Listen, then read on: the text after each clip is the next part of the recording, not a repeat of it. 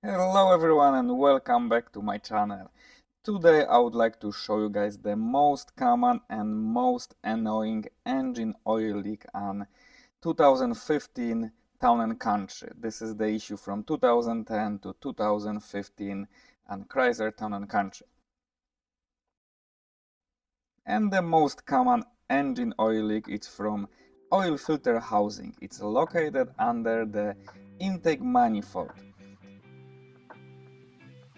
And usually this oil leak is explained by the owners of the cars as a transmission leak, which is look like because the oil is passing on the top of the engine and going to the top of the transmission and dripping on the floor. So it looks like it's coming from transmission, but actually it's not.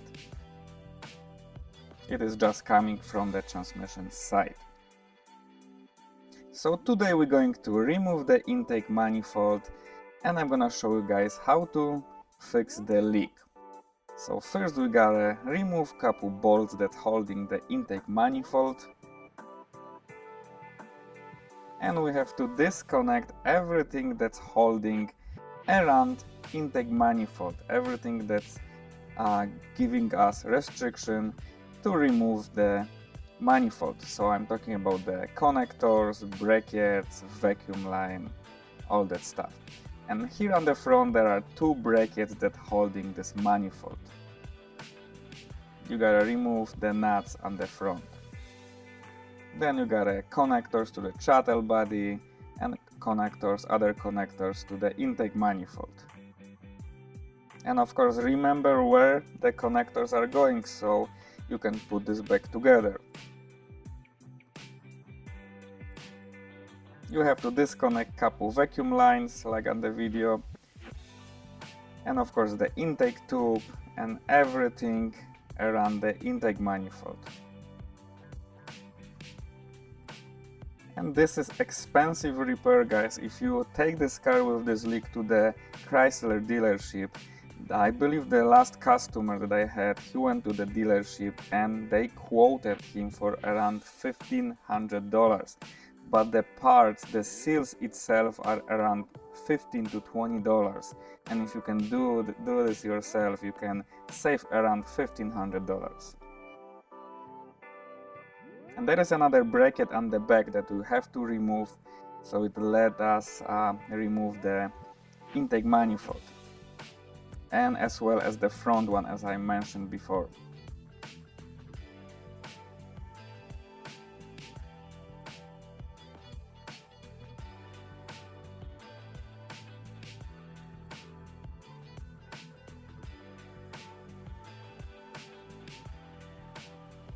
And here is that bracket that I just removed from the side. And from the front, you don't have to remove the brackets, you can just remove the two bolts. And another vacuum line. And then you can just lift the intake manifold. And here is the view of the lower intake manifold. The fuel is connected to the injectors and to this intake manifold. So we're going to remove this as well. I always like to put some piece of paper or towels inside the hole so I don't accidentally drop anything like a 10mm socket or something like that into the engine. And here are the bolts for that intake manifold. We gotta remove the bolts and we will have to disconnect the injectors, but do not disconnect the fuel line. You don't have to do it. It's gonna save you a lot of mess, because when you disconnect the fuel line it's gonna smell, especially if you're working on a small garage. So I found the best way to just not disconnect the fuel line at all, just the connectors for the injectors and of course bolts that holding the lower manifold.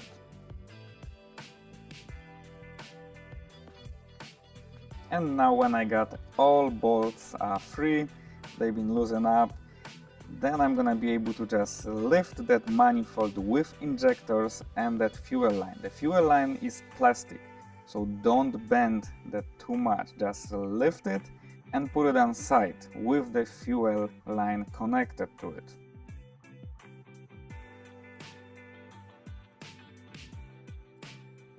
And like so, I always put this on the side, on the passenger side of the car, gently, so I don't bend the plastic fuel line.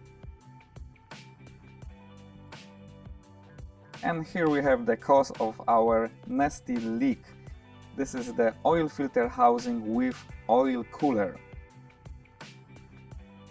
And again, guys, I always like to put some towels into the holes so I don't drop anything into the engine.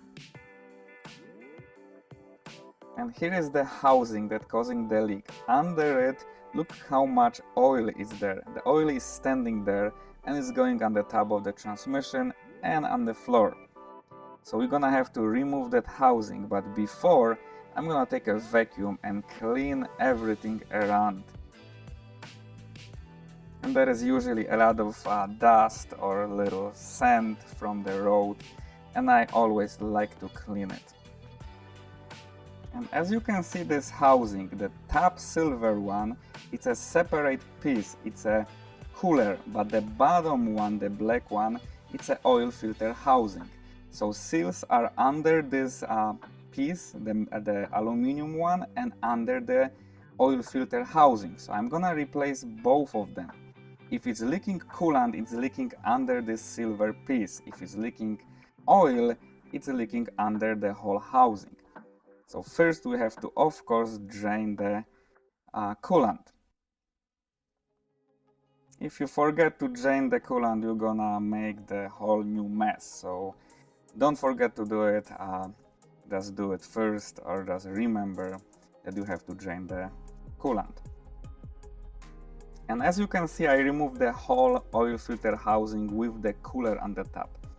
And you have the seals right here. They are completely flat with the housing. That's why they were leaking.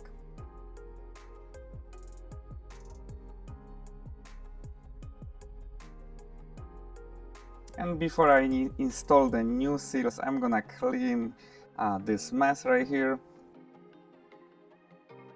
And then I'm gonna put the new seals.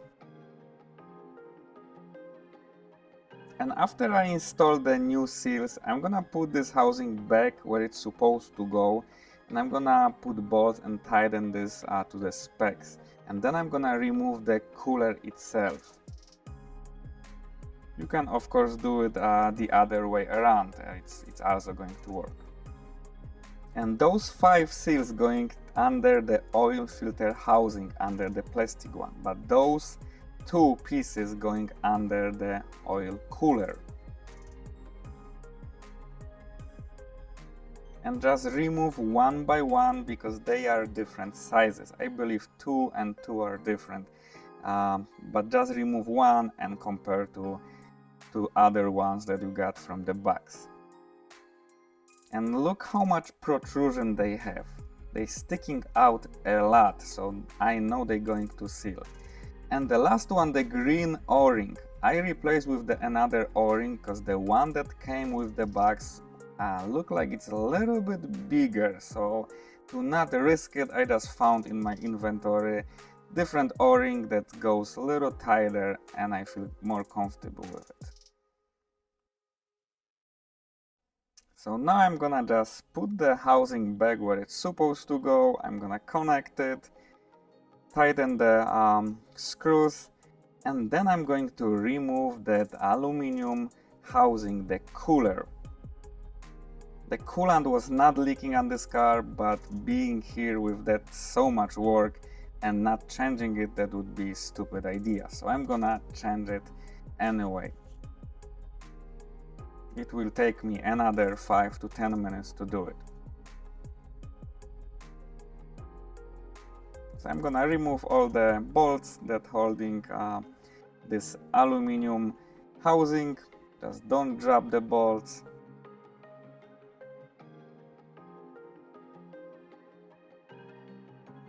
And then I'm gonna be able to just lift that cooler. And as you can see, the seals are down there. and they pretty flat too, so probably in another couple months it would start leaking the coolant, and that would be disaster because I would have to do the work again. And now I have new seals installed and I'm ready to install the cooler. Make sure everything is tight, of course tighten to the manufacturer specifications, and then we're gonna be ready to put everything back together. And if you're doing this first time, it will probably take you around 3 hours to do it. I'm doing this a little bit faster, but I like to always work slow and make sure everything it's like supposed to be. Everything need to be cleaned, and it's usually taking around 2.5 to 3 hours. And of course, don't forget about the towels that we installed before, because that would be a lot of fun if you leave them inside. And now first the lower intake. Of course, don't forget to connect the injectors. And then the upper intake. Make sure everything's clean. And just put the upper intake manifold, and of course put the bolts, bracket on the side, 2 brackets on the front, and the vacuum lines, connectors, everything that you disconnected before. And if that would make easier for you, just number the ends of the vacuum lines or the connectors. Just put some numbers, put a piece of tape and put 1 and 1 or 2 and 2, and that way you're gonna know where every vacuum line and the connector is going. Don't forget about the bracket on the side. Make sure everything is tight and you put everything back together like it was before. Intake and the clamp.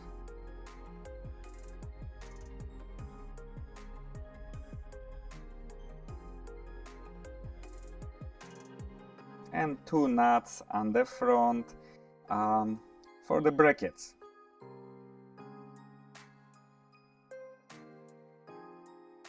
And I hope that video will help somebody to save money and save time, and you can do it yourself.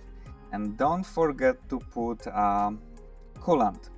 You gotta put coolant in, and of course bleed the system, and don't forget to change the oil at the same time, because whenever you lifting the cooler, sometimes the coolant, the rest coolant that is inside the housing, it's going into the oil canals. So drain the oil, engine oil, and put the fresh oil.